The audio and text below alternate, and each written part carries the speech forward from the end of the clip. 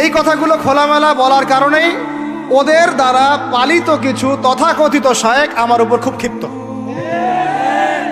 এর আকীদা ঠিক নাই, এর মানহাজ ঠিক নাই, লেকচার শোনা যাবে না, ইত্যাদি ইত্যাদি। ঠিক আছে, আমারটা শোনার দরকার নেই, তোমাকে শুনতে কে বলছে? তোমার শোনার ইচ্ছা করে না, তুমি শুনিও না। যাদের শোনার ইচ্ছা তারা শুনবে ইনশাল্লাহ। আর তোমার মতো কিছু মুনাফিক না শুনলে আমার কিছু যায়ও আসে না। ইনশাল্লাহ মুমিনরা যারা, তারা শুনবে, বুঝবে, ইনশাল্লাহ ওরাই প্রজন্ম করবে ইনশাল্লাহ। আর আমাদের ভুল হতে পারে, ভুল হলে সেটা ওলামায়ে কেরাম সংশোধন করবেন। ওলামায়ে কেরাম যদি আমাদেরকে বলেন এটা ভুল হয়েছে, অবশ্যই মাথা পেতে নেব ইনশাল্লাহ। আমরা আলেম ওলামার বাইরে নয়, ওলামায়ে মুহাক্কিকের বাইরে নয়। বিষ্ণু বলতেন, আল্লাহ আমার চোখে আমারে ছোট বানাও, মানুষের চোখে আমারে বড় বানাও। আর আল্লাহও চায় আপনি আপনারা ছোট করেন। আল্লাহর এটা দেখতে বড্ড ভালো লাগে যে আমার বান্দা ছোট হয়ে থাকতে চায়। মান তাওয়াদা তারাফা, যে নিচে নামতেছে আল্লাহ টাইনা উঠায়, আর যে উঠতেছে আল্লাহ থাপ্পড় মেরে নিচে নামায়। পরিবর্তন হলে মানুষ কি বলবে? গতকালকে ব্যান্ড প্যাকেজ করতাম, এখন যদি নামাজ কালাম করি বলবে যে দেখছি না সিবাই গিয়ে সুটটান দিতি, এগুলো উল্টাপাল্টা বলবে। মানুষ কি বলবে? ওই মানুষ কি বলবে, মানুষ কি বলবে এই চিন্তা করছেন তো? মানুষ কি বলবে জানে? আপনি মারা যাওয়ার পর 40 সাথে আসবে, গরুর গোশত কম পাবে, বলে গোশতই পাই নাই, মানুষ এটাই বলবে।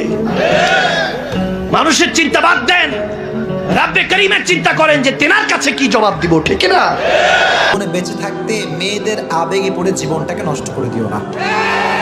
এই মেয়েদের আবেগ বড় মারাত্মক জিনিস ভাই। এই আবেগে যে পড়বে ওর জীবন জীবন সব নষ্ট হয়ে যাবে। তোমাদের কাছে মাফ চাই, দোয়া চাই, এই পাল্লায় পড়বা। রাজি আছো ইনশাআল্লাহ? একটা প্রজন্ম আল্লাহ পাক নিয়ে আসবেন, একটা প্রজন্ম আল্লাহ পাক নিয়ে আসবেন। আমি বলছি ওই প্রজন্ম টিকটক প্রজন্ম না, ওই প্রজন্ম এইসব মানে সেলফি শোডাও নাইওয়াস প্রজন্ম না।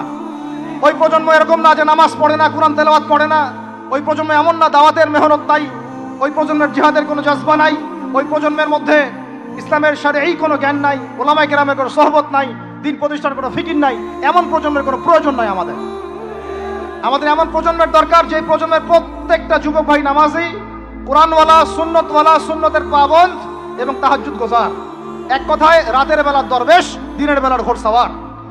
এইরকম প্রজন্ম যখন আমরা করতে পারবো, ওই দিন ইনশাআল্লাহ এই মাহফিল বলেন, এই মসজিদ, মাদ্রাসা, এই রাষ্ট্র সব সফল হবে ইনশাআল্লাহ।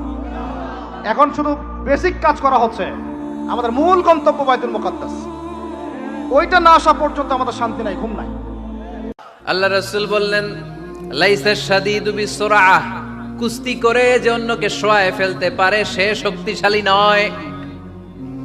ইন্নামা শাদীদুল্লাযী ইয়ামলিকু নাফসাহু ইনদাল গাদাব, রাগের সময় যেই ব্যক্তি নিজের উপর নিয়ন্ত্রণ রাখতে পারে আল্লাহর কাছে সেই হলো শক্তিশালী।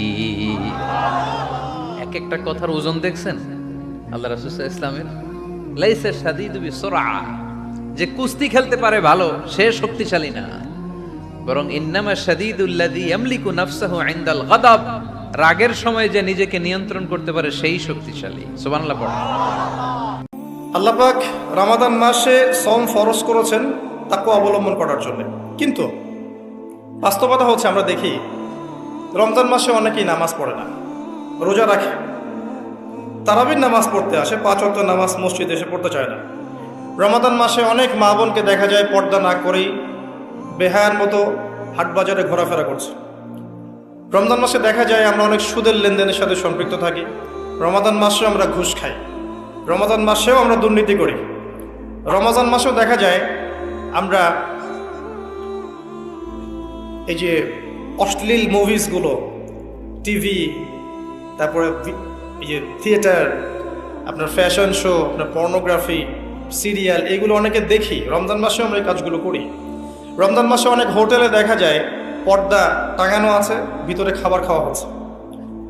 রমজান মাসে অনেক কিছু দেখা যায় যেগুলো আসলে তাকওয়ার খেলাফ। হযরতে হাজেরা ওই সময় তিনি স্বামীকে ডাক দিয়ে বললেন, স্বামী ইব্রাহিম, আপনি নিশ্চিন্ত মনে বাড়ি ফিরে যান, আমার আর আমার সন্তানের জন্য একটু চিন্তা করবেন না। যতটুকু খাবার আর পানি নিয়ে দিয়ে গিয়েছেন এগুলো হয়তো 1-2 দিন 3 দিনে শেষ হয়ে যাবে, কিন্তু আমার আল্লাহর উপরে আমি এতটা ভরসা করি, তিনি আমাদের আর আমাদের সন্তানদেরকে খানা এবং পানির অভাবে মারবেন না। আল্লাহ তার এই কথাটাকে এত বেশি পছন্দ করেছিলেন, আল্লাহর উপরে ভরসাটাকে। তিনি ওই দিন থেকে যা কিছু করেছিলেন ওই কাবা শরীফের আশপাশ থেকে সবগুলো কাজ আমার আল্লাহ তামাম দুনিয়ার মানুষের জন্য ইবাদত হিসাবে গণ্য করে দিয়েছেন। সুবহানাল্লাহ। চোখের পানি বড় দামি জিনিস। আর যুবক ভাইয়েরা, যে ছেড়ে চলে যায়, যে হারিয়ে যায়, এরা হচ্ছে সব সস্তা মানুষ। আর সস্তা মানুষের জন্য চোখের মূল্যবান পানি কখনো ঝরাতে হয় না। এজন্য আমাদের চোখের অশ্রু তার জন্য ঝরবে যে আমাদের ভ্যালু বোঝে, মূল্য বোঝে, আমাদের ব্যক্তিত্ব বোধ বোঝে। আর আমাদেরকে কেউ না বুঝলেও বোঝে তো একজন, তিনি কে? এজন্য চোখের পানি শুধুমাত্র আল্লাহর জন্য ঝরবে। দুনিয়ার কোনো বেঈমানের জন্য চোখের পানি ছেড়ে কান্না করা যাবে না। যেদিন আকাশ হবে গলিত ধাতুর মতো, ওয়ালা ইয়াসআলু হামিমুন হামিমা, সেদিন কোন অন্তরঙ্গ বন্ধুর খবর নেবে না। ইন্না লিল্লাহি ওয়া ইন্না ইলাইহি রাজিউন। কত বড় মারাত্মক কথা! হায়াতের মালিক কে? গায়েবের মালিক কে? সে কিভাবে বলে সে পরে আসবে? সে মাগরিব পড়বে না, ইশা পড়বে না, ফজর পড়বে না। সে মাগরিবে বলে কালকে ফজর থেকে পড়বো। সে রাতের গ্যারান্টি দিচ্ছে সে বাঁচবে। লিখে দে, তুই রাত বাঁচবি।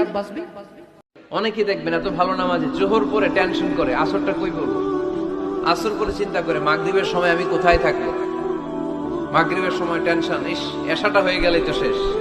এরকম লোক আছে না নাই? এদেরকে সেই কঠিন ভয়াবহ দিনে আরশের নিচে ছায়া দিবে কে? সত্যিকারের নামাজে মজা চান, স্বাদ চান, অনুভব চান, প্রেম চান, দ্রুত গতিতে নামাজ পড়বেন না। যত স্লোলি পড়া যায়, যত স্লোলি পড়া যায়। আর এটা তো আপনার সৌভাগ্য। কেন জানেন? আপনি যখন নামাজে দাঁড়াচ্ছেন, নবী রাহমাতুল্লিল আলামিন বলে, বান্দারা যখন সিজদায় যায় কপালটা তার মাটিতে লাগে না, রবের রহমতের দরবারে গিয়ে লাগে। সুবহান।